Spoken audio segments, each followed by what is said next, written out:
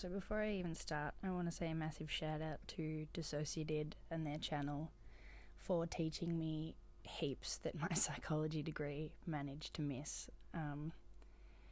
Obviously it's the Australian Psychology Association format that Aussie unis follow, but I'm assuming it's much the same in other countries too.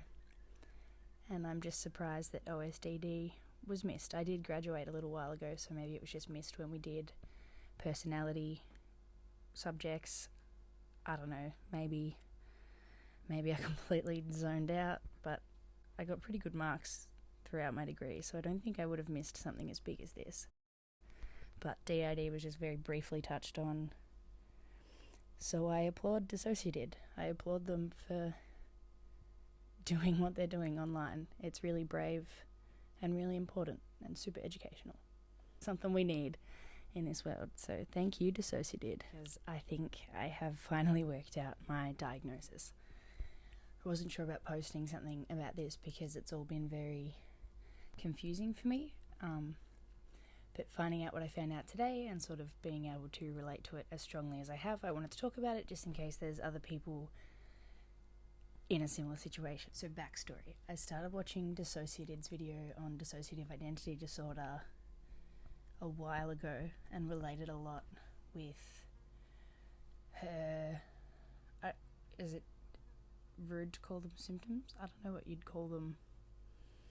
Like in class I'd call them symptoms, but I don't know what you'd call them in like a friendship manner or whatever. A lot of what they were talking about I really related to.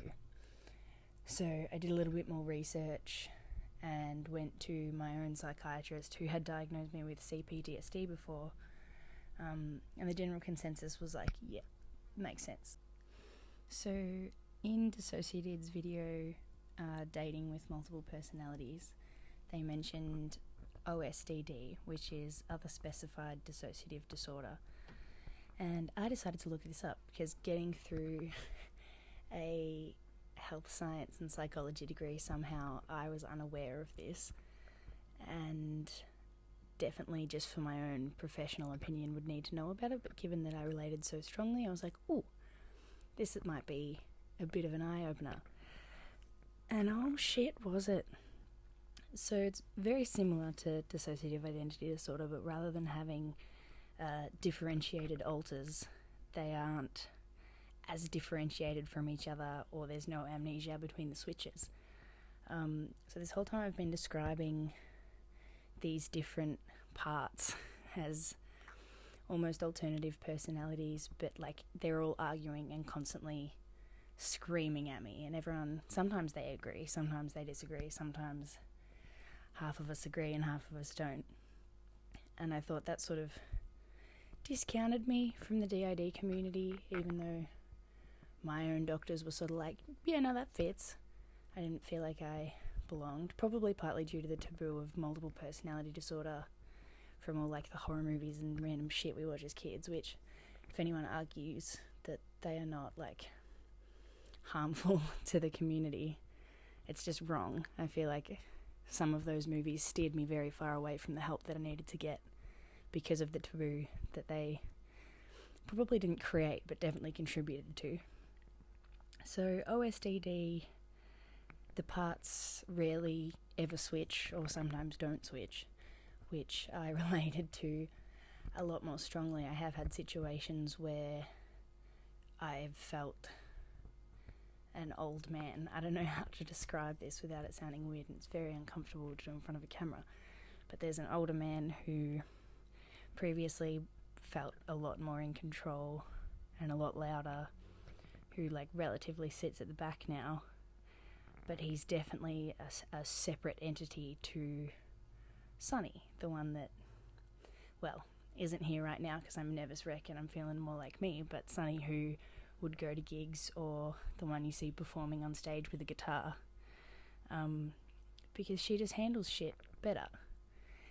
And all of this made me feel really weird, really strange, and like I didn't belong. And so I used to do a lot of research into DID because that they did cover in my psych degree. And I was like, that that I hold some similarities to that, but never quite felt like I fully belonged. And now this is just somewhere where I feel like I fit in a bit better. So this isn't necessarily a video to, like, I don't know, officially introduce my parts or anything, because I'm not comfortable with doing that. I'm shaking talking about this, but I just figured more for us. I am acknowledging that there's nothing wrong with me, that I'm not making everything up, and that there's a reason I am the way I am, and that's okay. So I more just wanted to share, just in case there's anyone else out there who has got worried and then read about DID or seen DissociaDID's brilliant videos and related, but not completely. Keep researching, because you'll probably end up finding something that fits with you just a little bit better, and then things might just start making sense. But side note, I cannot wait to go back to my psychiatrist, because one, he's really great in acknowledging that I've studied this, so it's not like, no, go away. He takes my opinion quite seriously, which I really, really, really, really, really appreciate. Can't express that enough. Oh my god, a doctor that listens. It's good shit. Anyway, find the right doctor for you. Keep exploring diagnoses if you need to. And you're not alone in shit. Why was that so nerve-wracking? I'm even losing my voice and I'm just shaking. Deep breaths.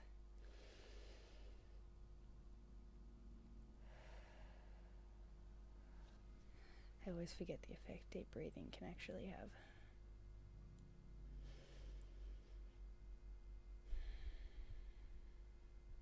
This will get easier. I don't know if I'm telling you or me, but this will get easier.